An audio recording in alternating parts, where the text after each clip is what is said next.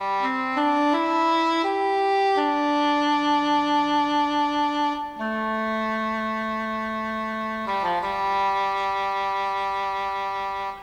Royal Horticultural Society's garden at Wisley is now set for the fourth and final act of its year-long drama. It's truly a winter's tale.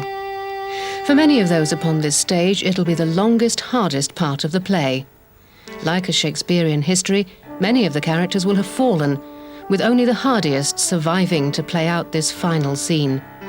The audience will be left to remember what came before and how each of the players fitted into the Wisley drama.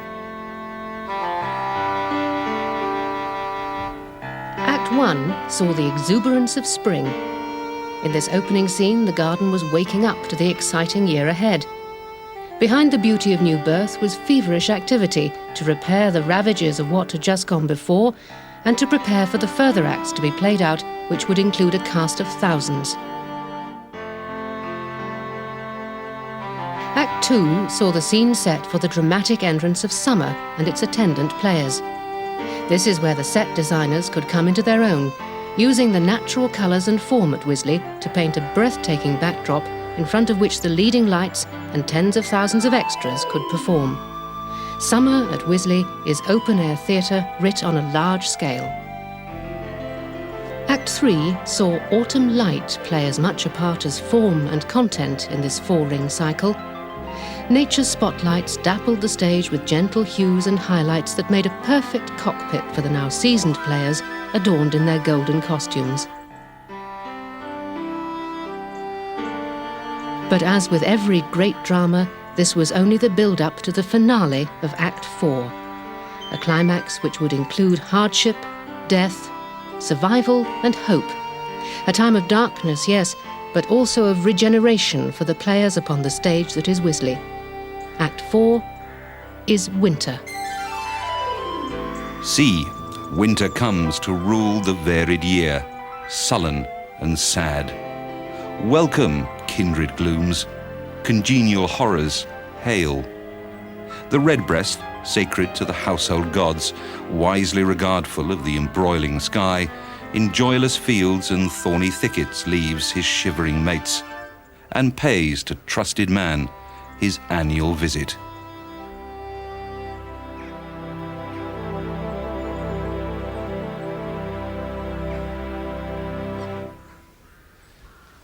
Winter is often described as the dead season of the year in gardens, but that is certainly not true at Wisley. Here in the glasshouses, many beautiful and unusual orchids are at their best, and even on the coldest of winter days, visitors will find much to admire and enjoy. Some areas, of course, are gently asleep, but on the darkest days of January, the golden stars of the winter jasmine still provide bright colour, with the winter sweet Chimonanthus and the superb purple-pink Daphne bolua from the Himalaya scenting the air for many yards around.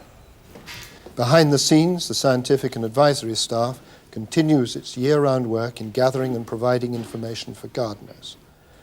Plant identification and the international registration of names of cultivated plants also form part of the work of the Wisley staff. During winter, major tasks of returfing worn areas of grass and the preparation of new planting areas are undertaken, in addition to the multitude of routine work that is needed to ensure that Wisley maintains the highest standards possible. The pleasures of gardening are manifold, and Wisley provides a marvellous opportunity for visitors to appreciate that winter is just as exciting and rewarding as any other season of the year.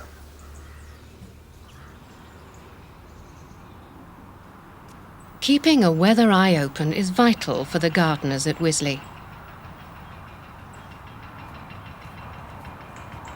Hayden Williams, aided by records of average daily temperatures, rainfall and sunshine that go back many decades, is responsible for the readings at the garden's own weather station. The keeping of these records helps the gardeners to understand the microclimate of Wisley and make contingency plans for the cold, windy and wet days of winter.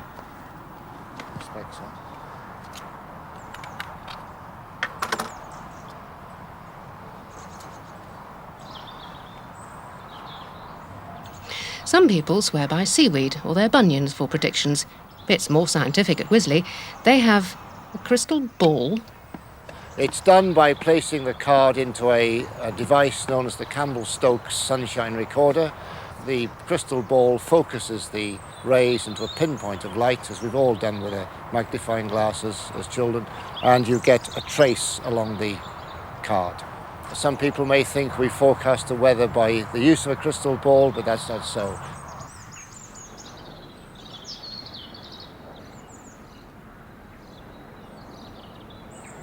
This area of the southeast is prone to every type of weather pattern, and frost is the gardener's bitterest enemy. The first alarm bells are rung here. We also have thermometers at 30 centimetres, 50 and 100 centimetres, and they are valuable for giving soil temperature readings, and we've got records going back many, many years. Some very interesting readings. We had a tornado in '67 which uprooted 200 trees here. We've had the October blasts of '87 and 1990. We've had, on one occasion, I read the weather in September in '68, and we had 4 inches of rain, which I had to read several times in order to make it creditable. Yes, we've had some very interesting readings here. Given the vagaries of the British climate, it's an exciting challenge for the gardener to extend each season to provide a longer period of growing. And there are aids at hand. Frames and cloches can provide a suitable microclimate, helping control temperature by giving protection. At Wisley, different types of cover are chosen for the different varieties of vegetable that have to be sown in autumn to harvest in spring and early summer. Most effective are glass frames and cloches, which retain more heat at night to improve the temperature of the atmosphere and the soil. But large glass frames are expensive and not easily portable. In the model vegetable garden, the more modern variety of large frame is used side by side with traditional cloches made from 4 panes of glass. Cloches are smaller and more portable than frames, and both glass and PVC covered kinds are good for warming up the ground for early sowing and moving around from, say, finishing an early crop of lettuce to starting a crop of tomatoes. All these types need thoughtful use. Ventilation has to be carefully controlled and special attention given to artificial irrigation applied under the covers. Good ground preparation takes many different stages. With lighter soils, this needn't be undertaken until spring, but with medium to heavy loams, this has to be done in autumn and winter. But why dig? Well, it allows air into the ground, makes for better drainage, and it turns in the weeds. 3 good reasons. But it also allows for organic matter such as compost or animal manures to be incorporated. Also green manures like clover and others from the pea and bean family. These have a unique system of capturing much-needed nitrogen from the atmosphere by way of nodules on the roots. Ryegrass, as a green manure, provides good bulk from its roots and tops. Green manure shouldn't be regarded as a prime source of providing organic matter, but rather as a means of maintaining the fertility of the soil. Digging, always the bane of the gardener's life, is vital to prepare the soil for sowing. But why does it have to be done in the cold, wet days of winter? In fact, winter helps produce a tilth by freezing the soil, and then when it thaws, shattering and breaking up the clods into finer particles. In large areas like the trials field at Wisley, mechanical methods using tractor-powered cultivators are used, but so also is the traditional hand method. But even with a spade and a strong back, there are different practices to choose from. Single digging basically is known to everyone, amateur and professional alike, as probably the main method of digging our ground in this time of year. It is a very simple form where we dig a trench and we simply manoeuvre one series of soil over the trench into the next. At that point we can also incorporate material, organic material of any sort virtually, and a compost heap and bought-in materials, and of course complete the soil structure by using this method. Double digging obviously is a little bit different, but the main purpose of it is to deepen the depth of the soil. And often you need to do that where we've got problems with compaction in in the base, or we're trying to create a situation where we're perhaps using vegetables with long roots. We're looking at the subsoil in this case, not the topsoil. The subsoil generally is of a lighter colour, and that would tell you obviously that there's a lack of organic matter. And the organic matter is the key to good growing, and of course if we can bring about a situation where we can improve on that by incorporating the material at that point into the subsoil, then that must be good for our soil. We're using a simple method here where we're using one trench and manoeuvring the next series of soil over into that trench on completion of the subsoil renovation. It's the main backbone of all what we're going to grow in the following year. And of course, if you don't get that right, then you'll have poor results in the following season. So it's very important we get this right. And at this time of year, this is a natural time of year to get these sort of these problems, difficulties, the renovations all out of the way before our main growing season begins. From summer through autumn, the task has been to care for what's on display at Wisley. In winter, it's a time of replacement and clearing up in preparation for spring. Some of the acres of Wisley's high-quality turf are replaced during winter, given the right weather conditions. On this scale, it's a high-tech precision job which gives an almost instant result. Whereas grass is evergreen, here a range of woodland and herbaceous border plants are being groomed for their debut in spring. It's good housekeeping outside, with plant debris and diseased tissue to be removed. And there are ways of perpetuating cherished plants in the herbaceous border that anyone, not just the experts of Wisley, can adopt. After a period of some 3 to 4 years, you will find that the clumps of herbaceous perennials become quite large, and you'll find that the centres tend to die out. So between the months of September to mid-March is the time to split and divide these clumps. As you can see, I've dug these out. This is Helenium butterpat, and the method of splitting them is with 2 forks, like so, and teasing them apart. And we're looking for clumps possibly that size, or you can go down smaller. The centre of the plant is discarded. It is of no use, it's worn out and wouldn't be any good. It's just a matter then of forking over the area, if you want to put them back in the same area.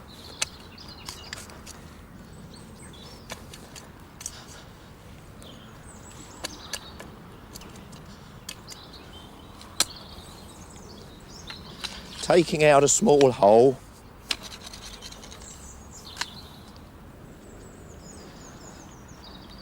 taking a clump like so,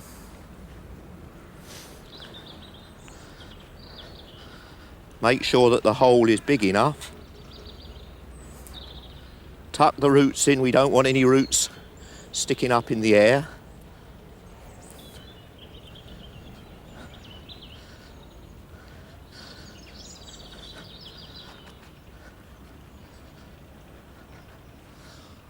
That's one in.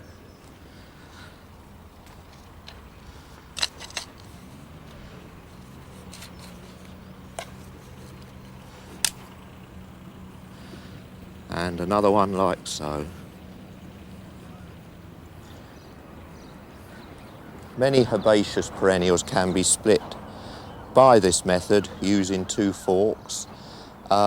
With some, however, you might find that you have to resort to a couple of spades to do the same job.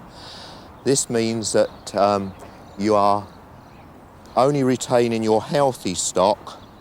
It does mean too that you can produce more plants, and it does mean you can give some away to your friends.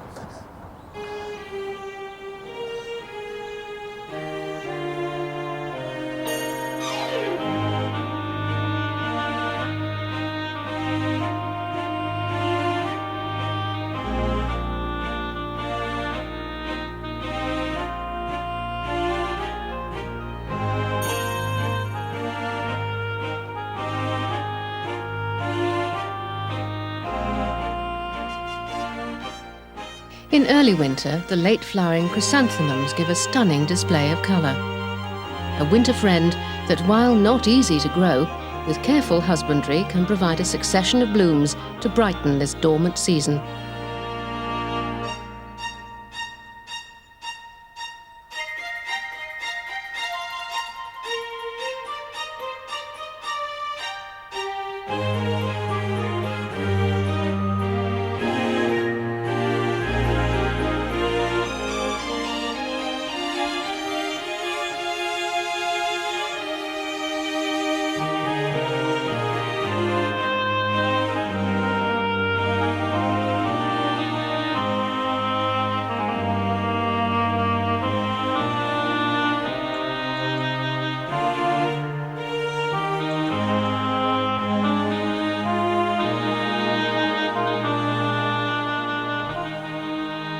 Propagating plants and growing them on is an investment made in winter that will reap rewards in the following year.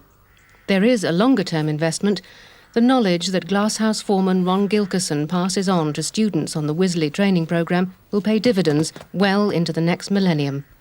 What we've got to do now today is pot these on into 4 1/4 inch pots, OK? Yeah.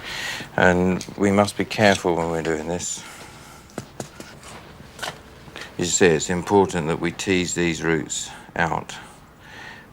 We don't want to disturb them too much because they're fussy and shoulder off, OK? Yeah. But the reason it's important is that if we keep that as a ball too much, that'll just stay like that. The new compost will go around the outside and just get too wet and will rot the roots. They won't. So it's important just to tease them away like that. Okay? Yes. And shoulder off the top. Yeah. And so then we want some soil in the bottom. We want it at a level, we want the same level, you see.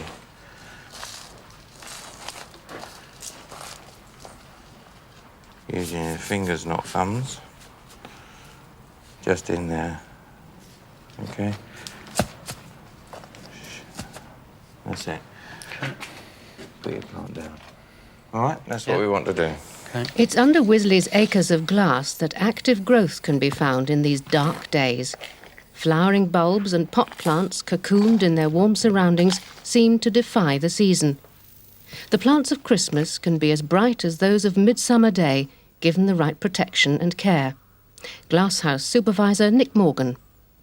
The bulbs arrive here at the end of September, and they're potted into, in this case, a 6-inch pot. 2 layers of bulbs are potting up, a lower layer and then a carefully placed upper layer. The compost used is, in this case, a John Innings potting compost. And the bulbs, once potted, are moved out into a plunge bed where they're stood out on level ground and covered with 4 or 5 inches of free draining material. In our case, we use a coarse sand. Other materials can be used. The idea is to keep the bulbs cool and in the dark and moist. And there they sit until we need to actually extract them for bringing into the glass for flowering. There is a wide range of flowering pot plants available. Cyclamen, they are plants which would probably have been raised from seed. You can raise F1 hybrid cyclamen from seed if they're sown in the early part of the year. We're talking March, February, March time. They do need a little bit of tender loving care to get them through to a flowering stage, but well worth it. Cinerarias, again, a very free flowering pot plant, can be grown in very, very cool conditions indeed, and they flower very, very well from December onwards. Poinsettia is a traditional Christmas pot plant, again, well in colour in December. Mixing bulbs and some of the spring flowers together will actually make a very attractive display in a suitable container.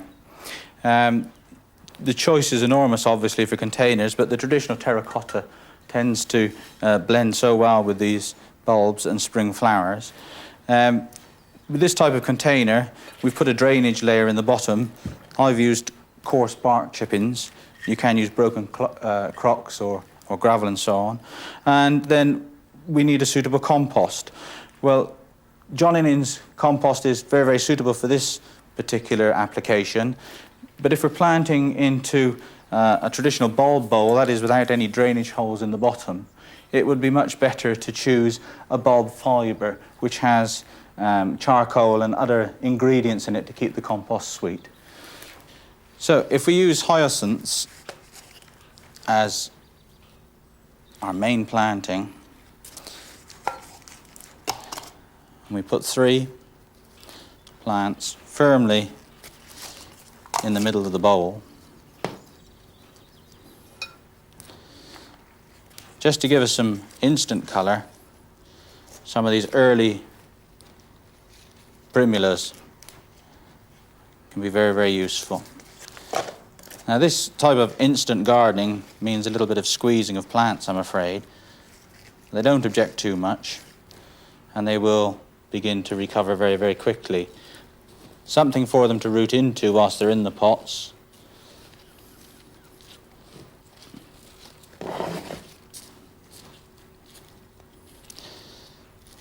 Agitate the bulbs and the root systems, and that will make sure that the compost has found its way past the root balls, so there's no real gaps there. Make a little space, and we can put a 3rd primula into that space there. Finishing off with a little bit more soil. Firm it all round. Make sure that the soil's well in contact with the root system. Bearing in mind that this is a temporary display, it's going to be good for a few weeks. Afterwards, we can dismantle the pot, plant the bulbs in the garden if wanted, and also the little primulas. Just to give it a final look of tidiness, and just to keep the compost in its place, we can dress the top with moss.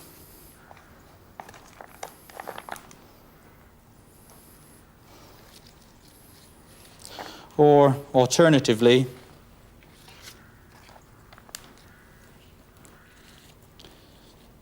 can use something else to mulch the surface with. Coarse bark chippings, which was used as the drainage layer, very, very suitable as a top mulch as well. Very, very attractive in its own right.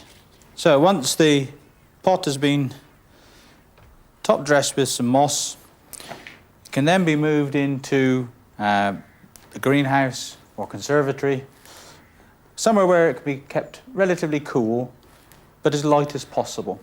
And then the little primroses will continue to flower, plenty of buds coming up there to give a succession of flowering for a number of weeks. And the hyacinth bulbs, the flowers, well visible now, just beginning to show colour, and within a very short space of time, they will be in flower with the little primulas. And they'll go on flowering for a number of weeks. Just a short walk away up the gentle slope is the Alpine house at the top of the famous rock garden. It's here that visitors throughout winter can see an ever-changing display of delightful rock and alpine plants.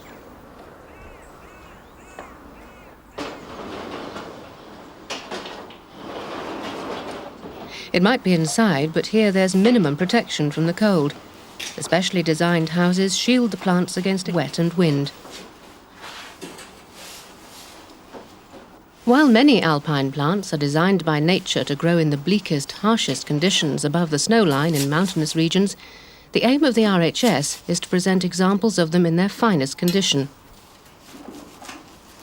Specialist gardeners Jill Skilton and Annie Ward are housing some of Wisley's comprehensive collection of hardy cyclamen.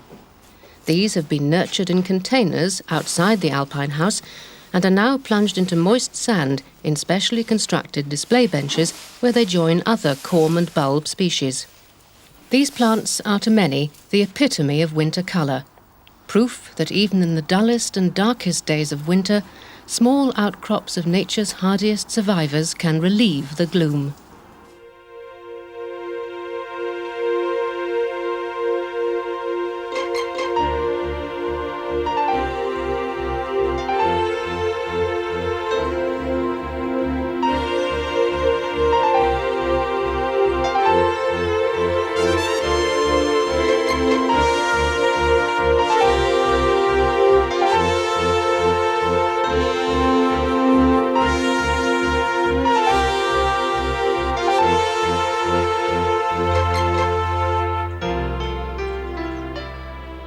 For the winter visitor, a walk through Wisley's glasshouses is always rewarding on these short days.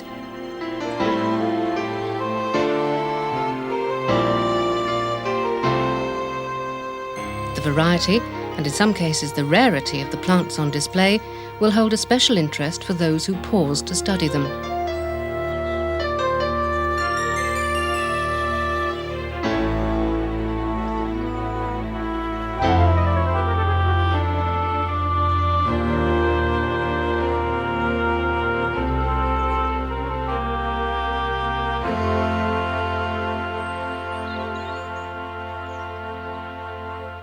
Well, this is a plant that I really feel ought to be more widely known and certainly grown. It's not a difficult plant to grow.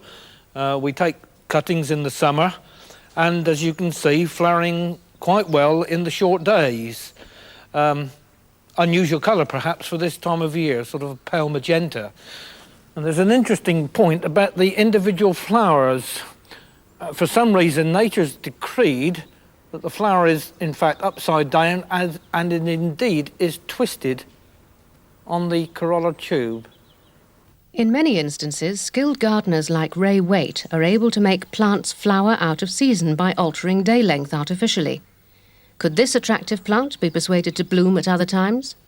Because they're a short day plant and with manipulation, I had hoped this might happen. But having talked to a colleague of mine and he's tried it, there does seem to be another factor that's controlling it, because we've had no luck up to now.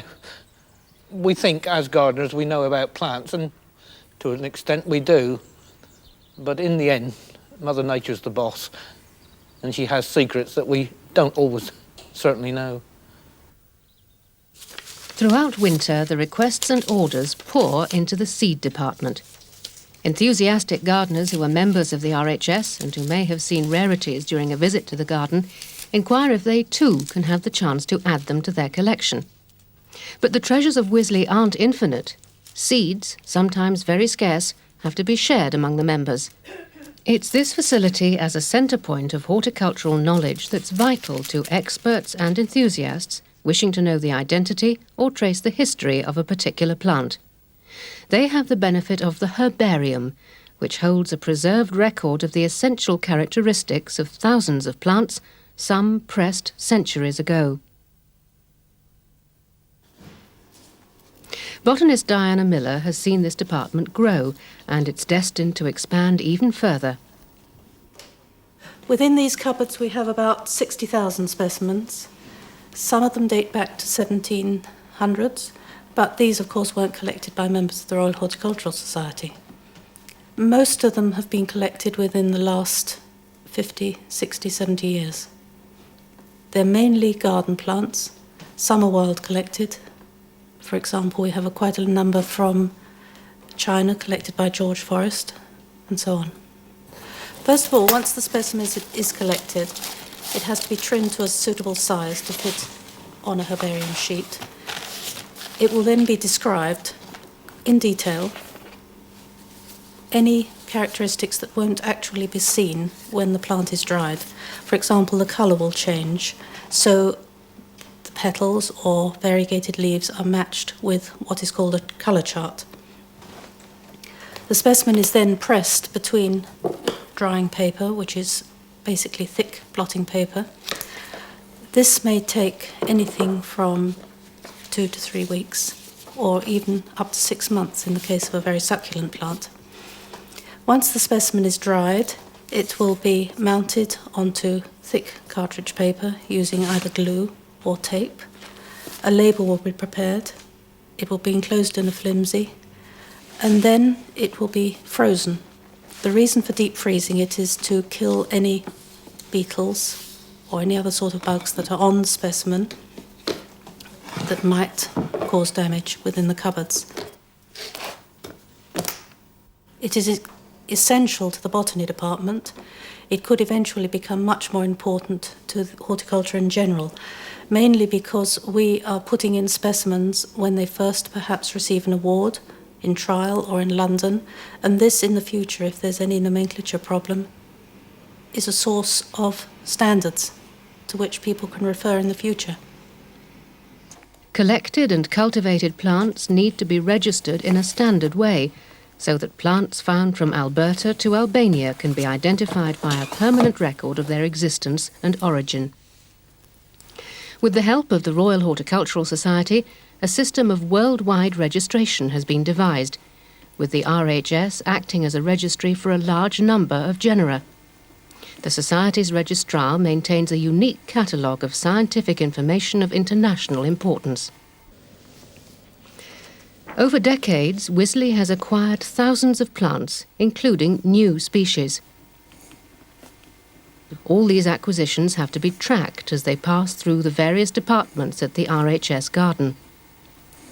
Each plant is given a number which is encoded on a database which enables quick and easy access to the information regarding the whereabouts of a particular plant. Its present capacity can log over several 100,000 plants, and this figure is added to yearly. Good afternoon, Plant Records. This department also deals with outside inquiries. Yes. Just one moment, I'll have a look. Enthusiasts ring in to find out if a particular plant is in the garden and where it can be found. The answer comes at the touch of a button. But when the new plants arrive in the garden, how can you identify them? Once, the labelling department was housed in a potting shed. Now it's an ultra-modern operation that produces 20,000 neat, clean and durable labels on laminated plastic each year. In the labelling department, the state-of-the-art equipment is versatile enough to create not only informative descriptions, but images that go hand in hand with the Latinized names. So every flower, tree and shrub has its own badge of identification. The importance of the work is twofold. The attraction of the gardens to nearly 700,000 visitors a year would be lessened if they didn't know what they were looking at. And where would the Wisley gardeners be if they couldn't keep track of what was on display in the garden? It's also an important part of Wisley's policy actively to promote interpretation and information given in the garden.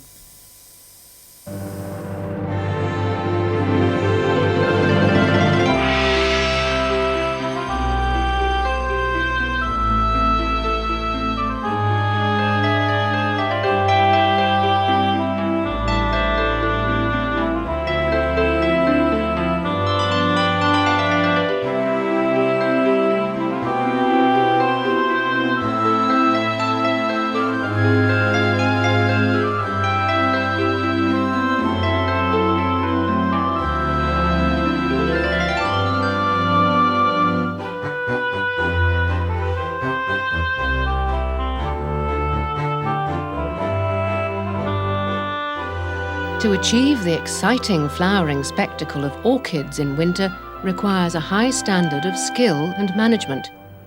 Plants established in pots require rejuvenation.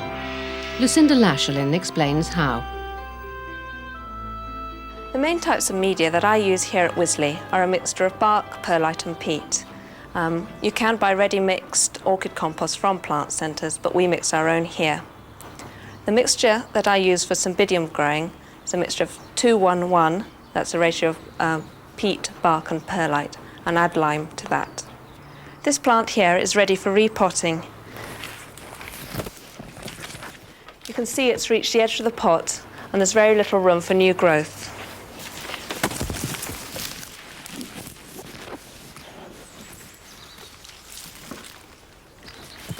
When I divide this plant up, I divide it up probably into 3 sections, each section having a leading growth.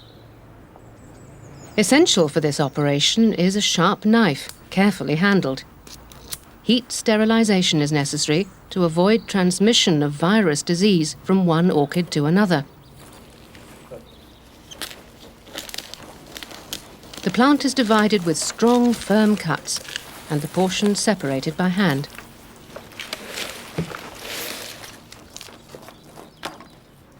It's important to remove spent roots to make the new plant manageable and ready for a fresh start.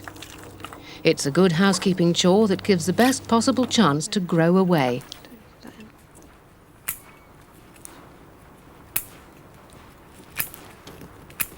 The new plant must be provided with a good-sized pot with facility for full drainage. Lucinda then layers the bottom of the pot with broken pieces of polystyrene obtained from unwanted plant trays. Chunky bark or charcoal can also be used.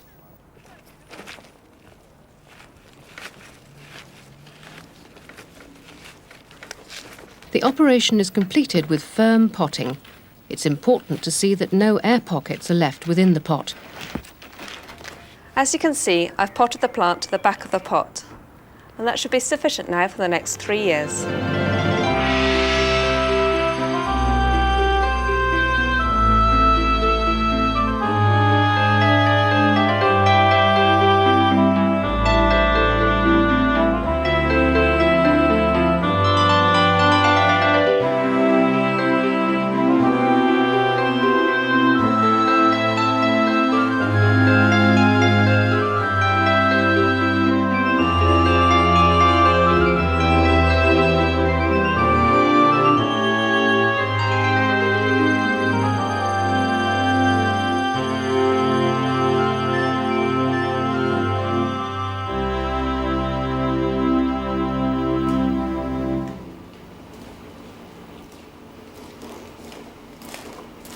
There are alternative methods of growing orchids.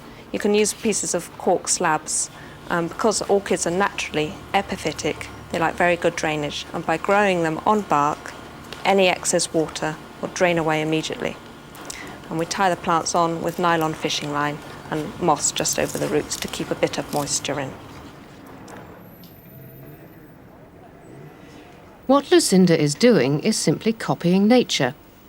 Epiphytic plants like Mormollica ringens get their nutrition and water needs in a most unusual way by having no qualms about living, literally, off the backs of other plants to survive. Orchids tend to be given esoteric names, but they all have meanings. Mormollica, for instance, translates from the Greek for hobgoblin, fitting for a plant that originates from the mysterious darkness of the tropical forest. It's not only the rare and unusual that is of interest at Wisley. Within the large garden are many smaller gardens that visitors can look at and glean ideas for their own plots. The range on view suits all aspirations, garden sizes, and the pockets of the average gardener. Incorporated in these gardens are both natural and man-made features which can help to give style to gardeners' individual tastes. Involved in the designs of the gardens, David Mulford. The first of these was built in 1973, and it was only just hit in the society then that not all its members have got 250 acres elsewhere. And so that's why they were built in scale to suit the various houses of that time. Each has got its own unique design, and luckily I've had some hand in some of those, and it's very, very interesting. And you do walk around the garden, I take parties around, you get people's views on these things, and they're very appreciative. They love coming to these small gardens.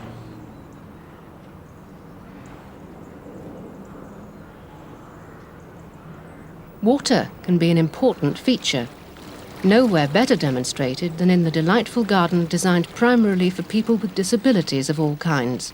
The dominant feature, of course, is the pool here, which the sound of water is very therapeutic. And you can just sit there and perhaps ease the mind. Colour coordination has been seen to, and there's areas for a small amount of vegetables and herbs.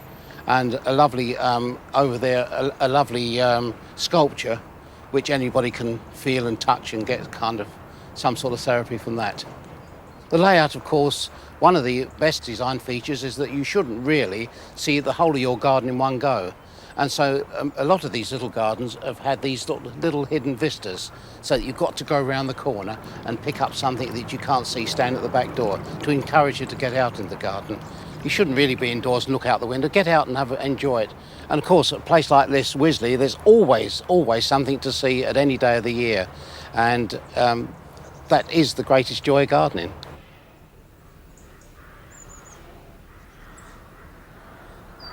There's no greater contrast to the model garden than the pinetum with its giant conifers, some as old as the garden itself. Supporting the giant conifers elsewhere in the garden by flowering bravely in the weak sun, there are some deciduous trees and shrubs which add their own colour and fragrance in the midst of a Wisley winter. Mark Belton. I think as far as, from personal point of view, obviously trees do stand out better in the winter. Quite often in the summer people don't notice them, they're there, and they're part of the scenery, but they're not really taken in full view. And I think, yes, and certainly when you come up with a tree with a particularly good bark in the winter when the sun's shining on it, it can really, some trees make very awe-inspiring, and particularly, at this time of year in the pinetum. We've got all the different types of evergreens, of the variegated hollies and other variegated plants. You've got the viburnums of evergreen viburnums, which are flowering now as well. Got obviously interest with winter flowering plants like camellias. And then you've got the conifers with the many different types of pines with their cones, particularly down in the pinetum. We've got some excellent specimens down here with a very large cone type of Halfordiana and Walliciana. Then you've got the bark types of the cornices and the shrubs. And then you've also got the bark types with acers and various other trees that you can pick out for them standing out for that reason. You can go from anything from a yellow with a cornus flavomera to a bright red in a cornus, and just in one genera.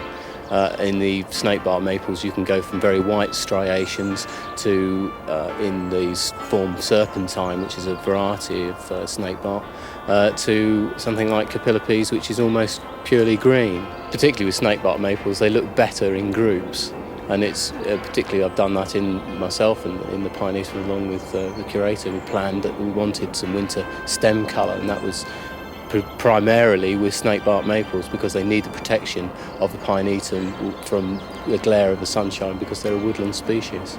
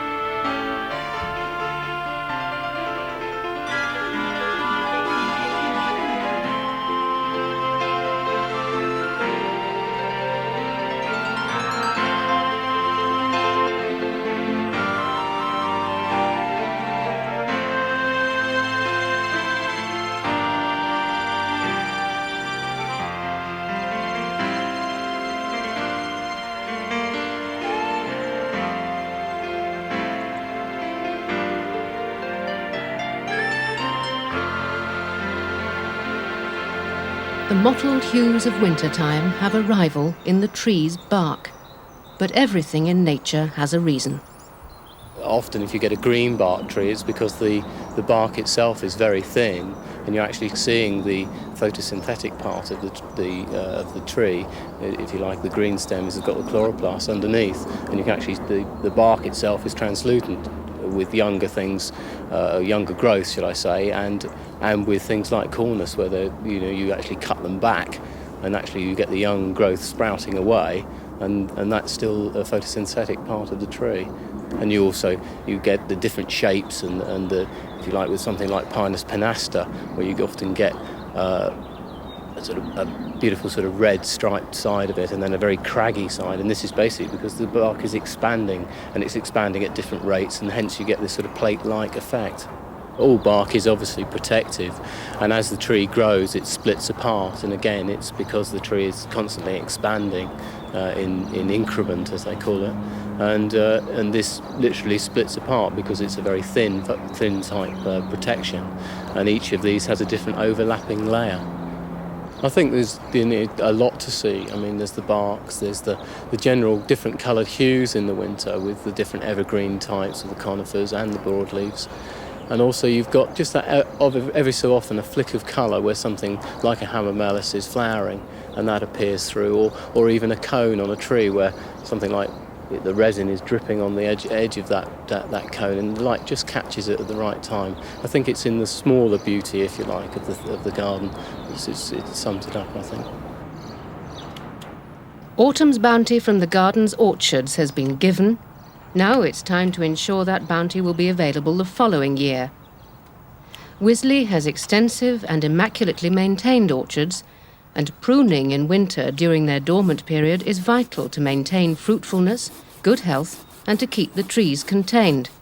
Hayden Williams. Two main types of trees here. We've got the cox on my left, which is a spur-bearing tree, and on my right we've got the Worcester pearmain, which is a tip-bearer. The main difference being that on the spur-bearer you have fruit buds singly on the 2-year-old wood and compound buds on the older wood, called spurs because they resemble a cockerel's foot.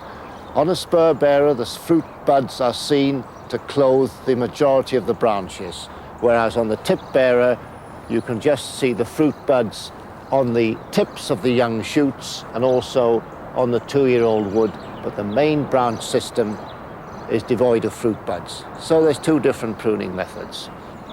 Two different pruning methods require a whole variety of implements to do the job properly. First of all, we have the pruning saw, which is the Grecian saw pointed at one end. It has widely spaced teeth, a very sharp, curved handle, and it prunes, it cuts on the pull towards you. Used for removing damaged branches, large branches, crossing crowded branches. Not much physical effort needed. It's the best type of saw to use. Don't use any household saws because they are just not man enough for the job. Then we have the pair of secateurs. These we use for fairly light wood, such as laterals, or older wood, no thicker than that, because A, it will damage your secateurs, and second, it'll impose a strain upon your hand. Get a pair of secateurs you feel comfortable with.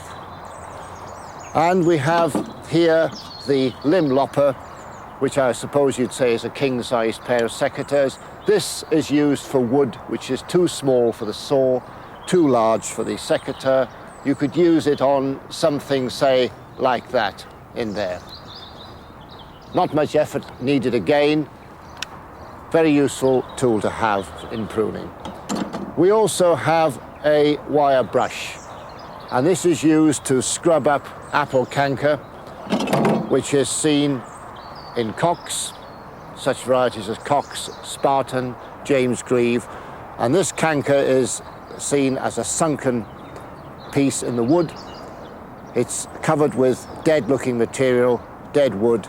It's caused by a fungal disease. The dead wood is scraped off with a wire brush, and then canker paint, one of the proprietary paints, is applied by using an ordinary brush.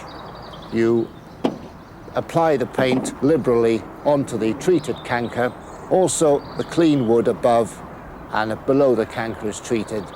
It won't cure it overnight, but it will aid callousing over, and this eventually will heal and the branch will be saved. So that's apple canker. Another form of canker we have is papery bark canker, which, if it's allowed to progress along the length of a branch, that branch will be killed, and regrettably the branch will have to be removed. At Wisley, the mature orchards with their traditional large trees stand side by side with the modern intensive systems.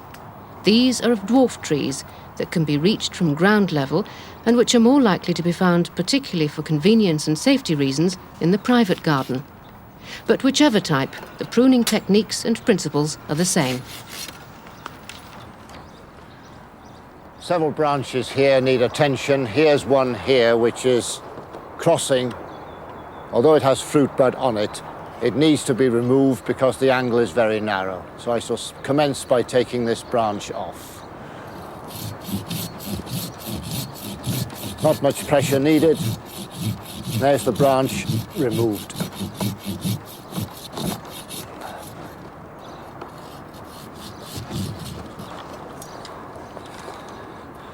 This branch now has to have some detailed pruning on it. There's a lot of fruit bud here. Hang my saw in the tree. Select, first of all, a good outward-facing leader, branch leader. This branch would make an excellent branch leader. We have an outward-facing bud. We prune back to that, remove the terminal shoot. Hopefully these vegetative buds will develop into fruit buds for next year. Now we've got competition here with the leader, which we can't have. So we will, in this case, as the angle is very narrow, remove that competition. The small growth behind, we can just shorten that back to 5 buds. So we have a lateral there, which is a person-made fruiting unit. That will develop fruit buds in 1994. So we're going to have quite a compact fruiting unit there. Now moving over here, we've got a leader which is very, very near this leader here. So we'll have to change the direction of the branch. And this main leader could come out like that. We don't want a branch leader going inwards, so we can prune back this leader here, back to an outward-facing bud.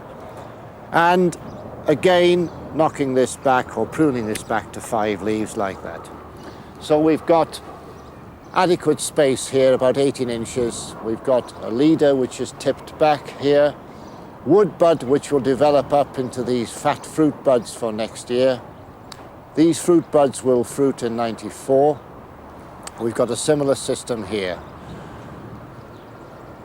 Pruning is all about keeping the tree to a reasonable height, creating leaders which will carry the branch system onwards, and developing fruit buds on the 2-year-old and older wood, keeping the branches reasonably spaced apart so that light can penetrate, spray can penetrate into the middle of the tree.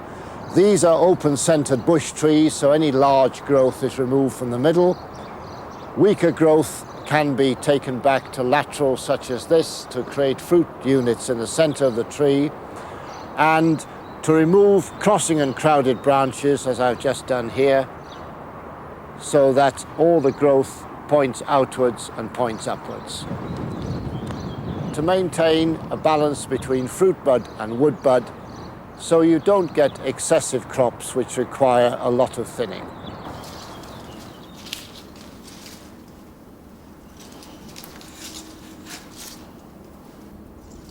Nowhere better do we see winter flowers than our churches at Christmas time.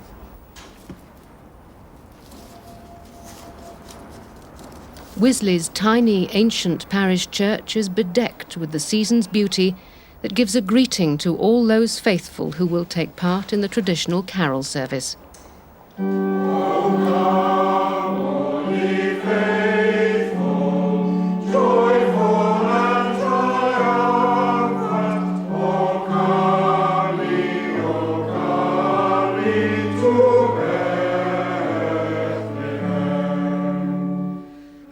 Christmas is a time for giving, and even in the bleakest of winters, the Royal Horticultural Society garden at Wisley gives of its best.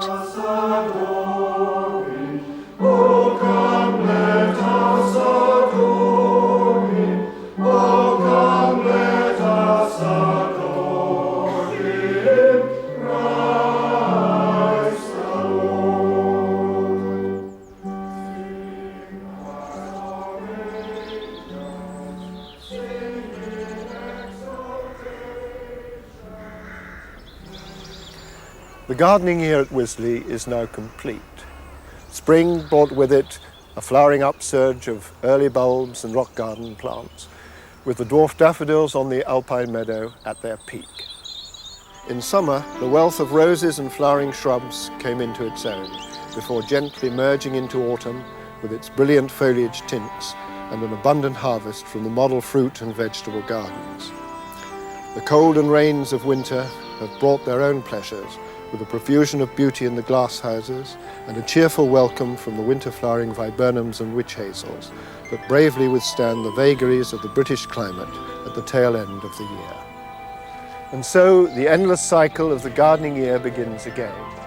In the words of the poet Shelley, I dreamed that as I wandered by the way, their winter suddenly was changed to spring.